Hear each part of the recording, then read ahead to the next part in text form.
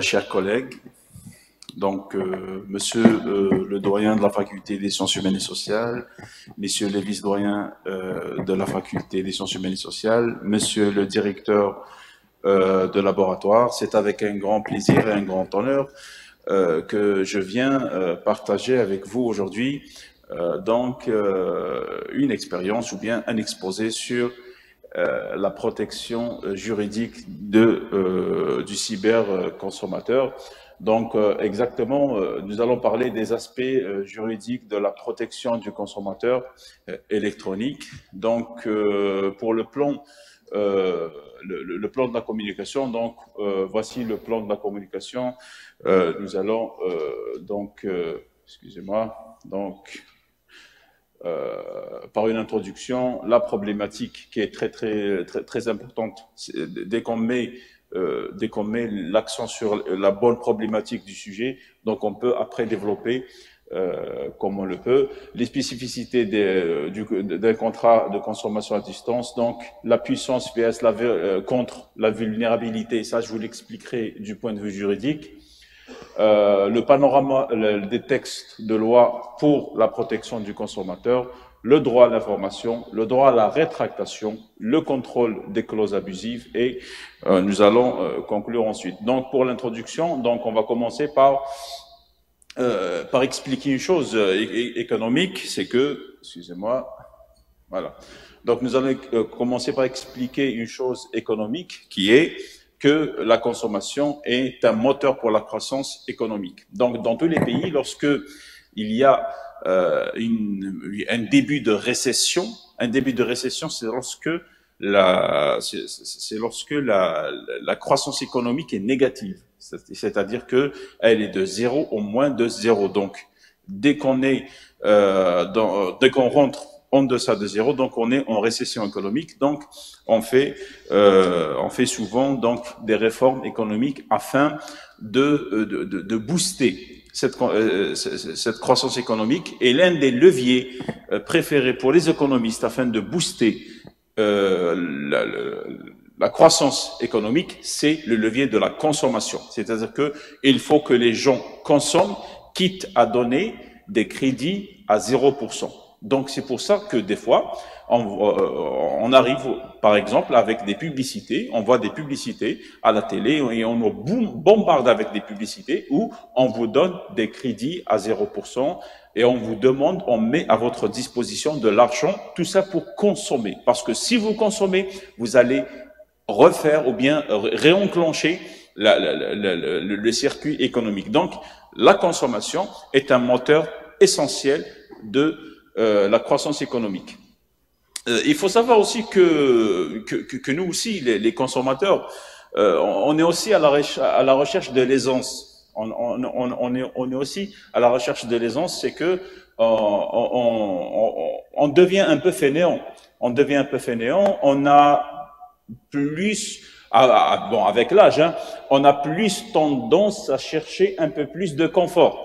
D'accord? La première fois que vous achetez une voiture, vous allez acheter une voiture qui est une voiture même ancienne, il n'y a pas de souci. Après, quand vous avancez, par exemple, dans la vie, etc., vous allez chercher un peu plus de confort, un peu plus de robustesse, un peu plus d'exigence. Donc, au début, lorsque vous emménagez dans un appartement, donc vous êtes avec votre télé normale, donc les anciennes télés. Après, vous allez demander un peu est-ce que ça soit un écran plat, un peu plus grand, avec un home cinéma, si c'est possible. Donc, on est à la recherche tout le temps, on est à la recherche de l'aisance, de plus de confort.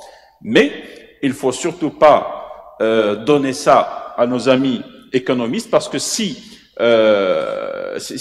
cette aisance est accumulée à l'intelligence du marketing, là, ça peut nous donner des choses que l'on voit actuellement, de la surconsommation, de l'endettement, des fois. Donc, vraiment, le consommateur cherche de l'aisance. Cette aisance, ce confort cherché par le consommateur, accumulé à nos amis donc des sciences économiques qui sont vraiment top en matière de marketing économique, ça va nous donner quand même un mélange assez explosif parce que l'un recherche l'effort que l'autre va donner rapidement et facilement. C'est ça l'essentiel, c'est facilement. En matière aussi donc de numérisation, donc notre cher doyen ce matin a parlé de Sharron la Bouddha minhu. Nous, on va plutôt dire une étape inévitable. Donc, Sharron ou la Khayron, inévitable. La mafarra minhu. Donc, on doit rentrer, que ça soit du bon ou du mauvais, on doit y être, donc on ne peut pas y échapper. D'où la problématique, et là je vais utiliser un proverbe, la main, excusez-moi, donc une main que tu ne peux pas couper, embrasse-la et mets-la sur ta tête. Puisqu'on ne peut pas éviter la numérisation, eh ben on doit plonger tout droit dans la numérisation, mais bien sûr, on doit mettre des pare-feux, on doit mettre des garde-fous à cette numérisation. Donc, d'où la problématique. Donc là, c'est un proverbe turc. Donc, mes pensées les plus sincères vont vers le peuple turc qui a subi un tremblement, un séisme éprouvant. Donc j'ai exprès de prendre un proverbe turc pour rendre hommage à nos amis. Donc, merci. Donc là, pour la problématique, on est donc dans l'impossibilité de rester en marche du progrès. Donc, on ne peut pas rester en marche du progrès. Si les trains passent, donc ils passent, et si vous n'y êtes pas dedans, vous allez attendre le prochain train qui aura peut-être une demi-heure de retard. Donc, dans l'impossibilité de rester en marche du progrès, quelle est la protection adaptée aux cyberconsommateurs? Donc, en ce qui concerne les spécificités d'un contrat, d'un contrat conclu à distance, il faut savoir que, et Madame Sahraoui aussi, professeur Sahraoui a bien précisé le souci, c'est que on est en absence d'un rapport humain. Il n'y a pas de rapport humain lorsque vous consommez à distance. Il n'y a pas de rapport humain lorsque votre seul interlocuteur est un écran de 22 pouces, voire moins. Donc, des fois, le rapport humain est essentiel dans le processus de consommation. Je vous explique pourquoi. Des fois, on rentre dans un magasin et si on est mal accueilli, par exemple, on sort très vite du magasin, même si on a besoin d'acheter la chose. Donc, encore plus grave, on peut, par exemple, mettre une croix sur un professionnel parce que on n'a pas été satisfait de sa prestation avant. Donc, dans un magasin, le vendeur comme exactement l'effet inverse peut arriver. C'est-à-dire que je rentre dans un magasin, je trouve un accueil chaleureux, je trouve une personne sympathique, même si l'envie ou là je n'exprime pas vraiment le besoin d'acheter la chose, mais je me dis, on l'a fait plusieurs fois, vous m'êtes très très sympathique, je vais quand même vous prendre quelque chose. Donc le rapport humain n'existe pas en matière de contrat conclu à distance et ça peut poser un problème très sérieux parce que le rapport humain peut être un rapport rassurant. La personne ou bien le vendeur peut vous rassurer sur le produit. Donc, la deuxième spécificité d'un contrat conclu à distance, c'est le caractère virtuel de la transaction. Vous êtes dans un monde virtuel. Vous êtes dans un monde virtuel. C'est-à-dire que vous achetez du vent, en fin de compte. Vous achetez du vent. Vous ne savez même pas qui est la personne qui est de l'autre côté. Vous allez acheter une chose qui peut-être ne correspondra jamais à ce que vous avez vu sur votre écran. Donc, dans le virtuel, mais ce qui est par contre réel, et là je vais m'attarder un peu, ce qui est par contre réel, c'est le débit de votre compte. Parce que dès que vous passez votre achat, 10 minutes après, vous avez un message qui va arriver en disant que votre compte a été débité de 15 euros, 10 euros, ou là, par exemple, 2000 dinars, 5000 dinars, etc. Lorsque vous payez avec la carte Dhahabiya, par exemple, 10 minutes après, vous avez un message qui va arriver en vous disant que vous avez fait un achat où là, votre compte a été débité de 5000 dinars. Ça, par contre, c'est du réel. C'est-à-dire que votre compte a été débité de 5000 dinars, par exemple, mais le produit n'est pas encore là. Donc, vous êtes encore dans le virtuel.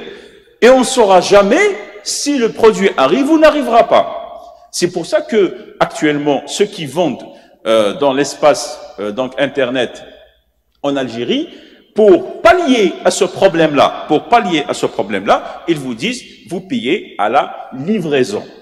Vous payez votre achat à la livraison, c'est-à-dire pour pallier la peur du consommateur que son compte soit débité et que le produit n'arrive jamais. Le troisième problème le troisième souci avec les contrats conclus à distance, c'est la peur d'être déçu, la peur de la déception. Maintenant, si le produit arrive, il se peut que le produit ne vous convienne pas, la couleur ne va pas, par exemple, un pantalon ne vous va pas, il est trop serré, trop large, une pointure de trop, une pointure de moins, une mesure de trop, une mesure de moins, etc. Ça, c'est la peur de la déception. Peut-être que l'image n'est pas contractuelle, c'est-à-dire que l'image qu'on vous donne, elle ne va pas vraiment ressembler au produit que vous allez recevoir réellement. Là, c'est la peur de la déception.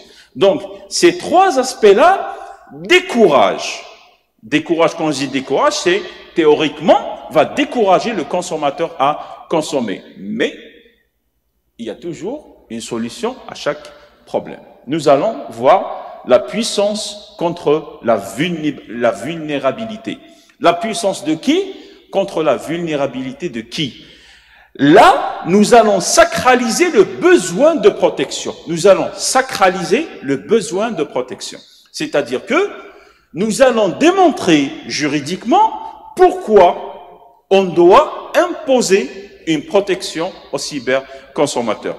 Pour sacraliser cette puissance contre cette vulnérabilité, il faut savoir que la puissance représente le professionnel et que la vulnérabilité, c'est celle du consommateur. Donc, on est devant une puissance professionnelle contre une vulnérabilité du consommateur. Donc, pour la puissance contre la vulnérabilité, nous allons détecter deux genres de puissance. Juridiquement, nous allons détecter deux genres de puissance. Une puissance qu'on appelle une puissance informationnelle.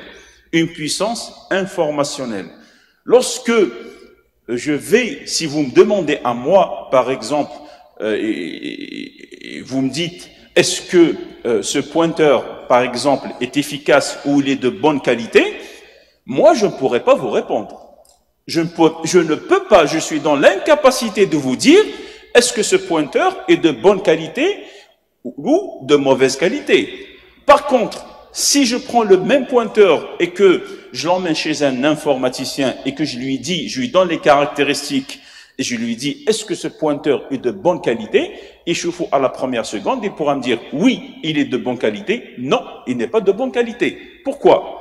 Parce que tout simplement, l'informaticien a un avantage informationnel. Il connaît les caractéristiques techniques de ce pointeur que moi je ne maîtrise pas. C'est pour cela, lorsque vous faites face à un professionnel, il a obligatoirement un avantage sur vous en matière d'information,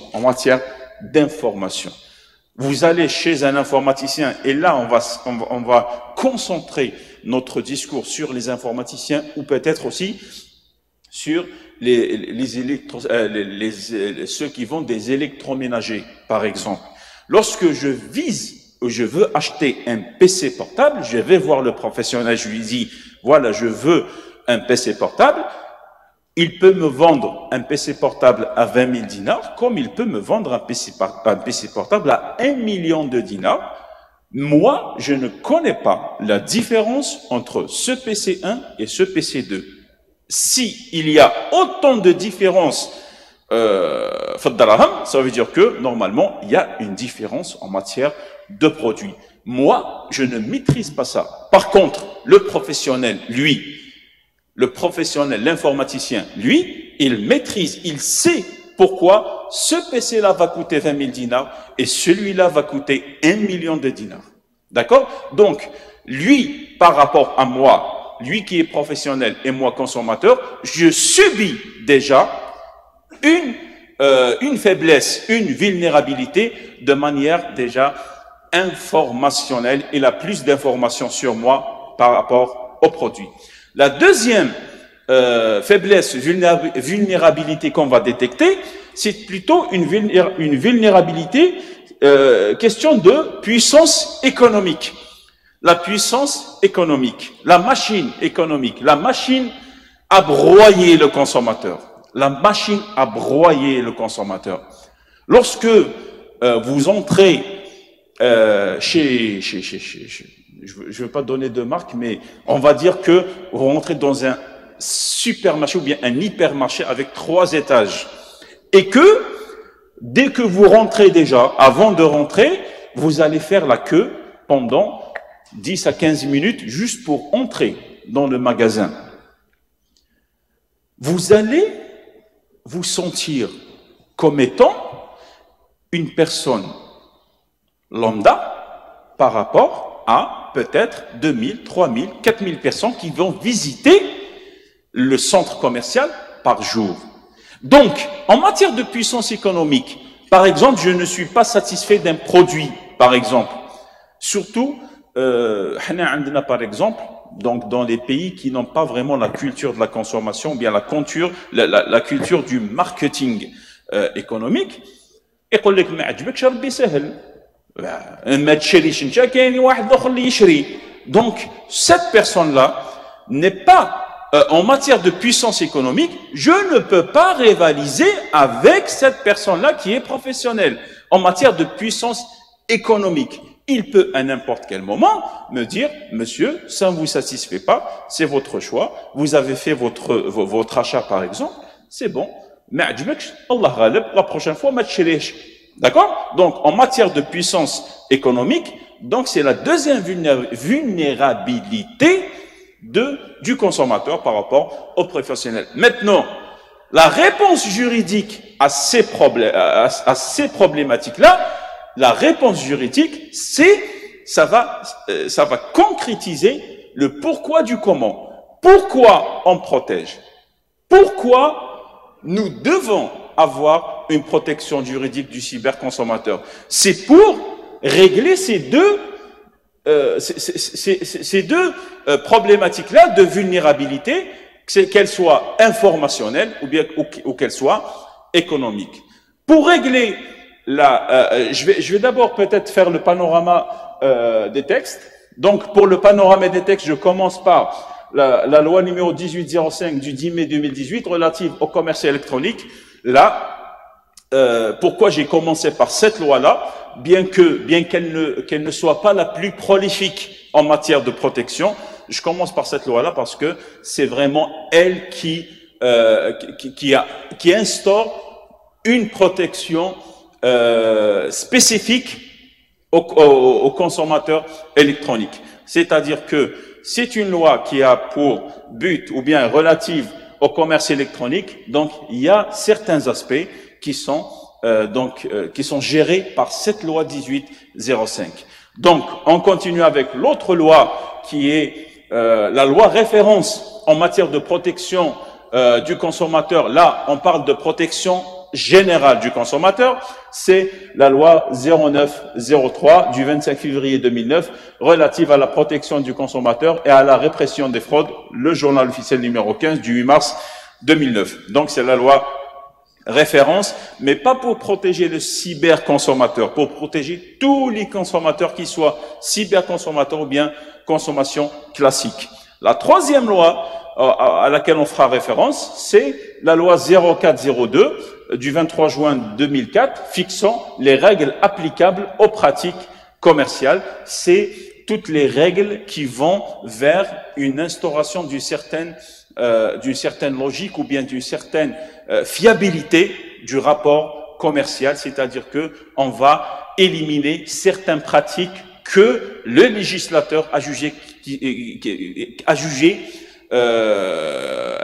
peut-être des pratiques déloyales ou bien des pratiques frauduleuses. Donc c'est la loi 0402, donc journal officiel numéro 41 du 27 juin 2004. Donc comment nous allons maintenant procéder afin d'éliminer ou bien afin de rectifier les deux vulnérabilités que nous avons vues tout à l'heure? Donc nous allons commencer par un droit sacré. Et là, je mets je mets le point sur quelque chose d'essentiel. C'est un droit sacré du consommateur et c'est un droit qui va être accru en matière de cyberconsommation. C'est le droit à l'information. Tout, on va dire, je vais pas dire tout, mais je vais dire 99% des contrats qui sont annulés, des contrats de consommation qui sont annulés par voie de justice, représentent un défaut du droit à l'information. Ce droit à l'information va exactement remédier à la vulnérabilité du consommateur, la vulnérabilité informationnelle.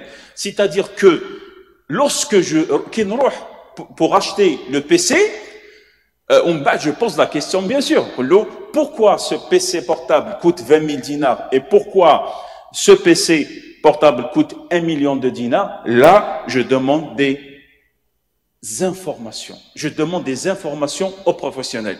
Il va m'expliquer. Il va me dire, écoutez, monsieur, vous voulez un PC deuxième génération avec un processeur, par exemple, Celeron avec une batterie de tel ampère, mais etc. Donc, il va me donner des caractéristiques que je vais juger qu'elles sont pas satisfaisantes. Donc, je vais dire non. Pour ce PC-là, je ne vais pas l'acheter. Il ne correspond pas à mes besoins. Je vais plutôt avoir une gamme un peu plus haut. Donc, je demande des informations. À travers les informations, nous allons réduire le fossé entre moi, consommateur, et lui, informaticien, en matière d'information. Nous allons réduire le fossé. C'est-à-dire que il va me donner des informations avec lesquelles je pourrai rivaliser avec le professionnel en matière informationnelle. Les textes qui exigent le droit à l'information auprès du professionnel sont donc l'article 11 de la loi 1805 dispose que le e-fournisseur, là le e-fournisseur c'est on va dire que c'est le fournisseur du produit ou bien du service électronique. Donc le e-fournisseur doit présenter l'offre commerciale électronique de manière visible. Donc on commence par la visibilité, lisible, la lisibilité et compréhensible. Compréhensible. Il faut que le consommateur comprenne l'offre commerciale. Si l'information n'est pas assez claire, n'est pas assez compréhensible, le consommateur peut demander l'annulation du contrat par voie de justice. Donc, compréhensible, elle doit comprendre sans toutefois s'y limiter. Là, le législateur nous a donné un nombre d'informations. L'offre commerciale doit avoir ces informations-là, mais c'est des informations à titre d'exemple et non pas à titre exhaustif. Donc, c'est des informations, doit comprendre au minimum ces informations-là. Donc, oui, je vais finir très vite, Monsieur Beltima. Donc, l'autre article, toujours de la loi 1805, qui va dans le sens où il faut qu'il y ait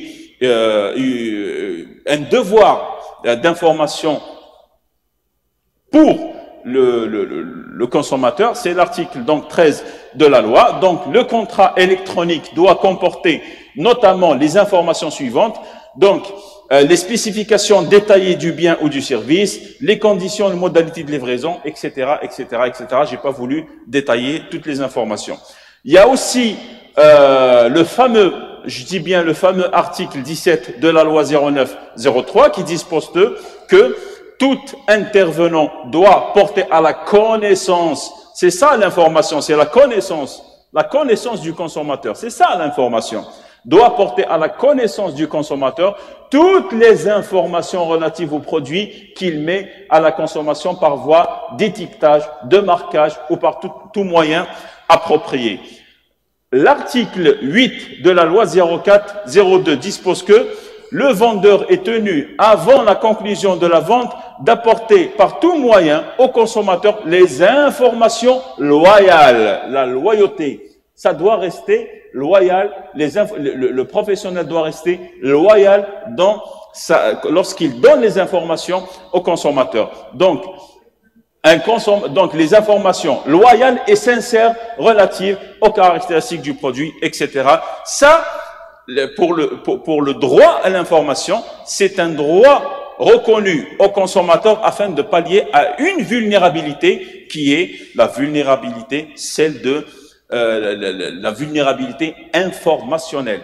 L'autre vulnérabilité qui est économique, comment allons-nous la traiter? On va la traiter par deux autres aspects. On va la traiter par le droit à la rétractation. Et Madame Sraoui nous a bien expliqué que le consommateur donc a le droit de se rétracter. C'est quoi le droit de se rétracter en fin de compte? Donc le droit de rétractation est un droit reconnu au consommateur de se délier du contrat. Il peut se délier du contrat. D'accord? J'ai changé d'avis, je n'achète pas. Ça, c'est un droit reconnu au consommateur, au e-consommateur. Et là, je vais m'attarder sur l'article 19, donc paragraphe 2 et 3 de la loi 0903 qui dispose depuis 2018, donc c'est une loi qui a été modifiée en 2018 et a introduit le droit donc à la rétractation. Donc la rétractation est un droit du consommateur à se rétracter sans motif. Vous n'avez pas à expliquer pourquoi vous vous êtes rétracté. Vous n'avez pas à justifier l'exercice du droit à la rétractation. Donc vous pouvez dire le produit ne me convient pas, même si je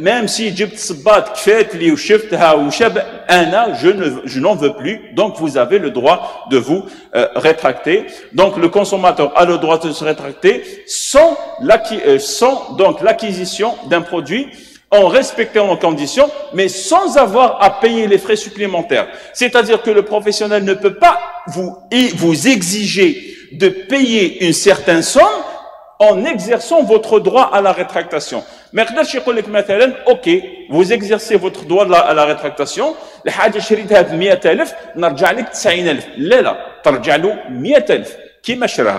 la troisième, et là je vais en conclure, le contrôle des clauses abusives, ça c'est vraiment l'outil nécessaire pour aussi vaincre la puissance économique du professionnel. Donc, les clauses abusives sont définies comme étant des clauses, toutes clauses, conditions, etc., qui vont créer un déséquilibre manifeste entre les droits et les obligations des parties du contrat. Donc, l'article 30 du 0402 va imposer, afin de préserver les intérêts et les droits du consommateur, les éléments essentiels du contrat peuvent être fixés par voie réglementaire qui peut également interdire l'usage dans les différents types de contrats de certaines clauses considérées comme étant abusives. Je vais en terminer là, cher professeur Beritima, Monsieur le Président, et je reste bien sûr à votre disposition pour le débat, pour peut-être vous donner encore plus d'informations en ce qui concerne la protection juridique du cyberconsommateur. Merci beaucoup.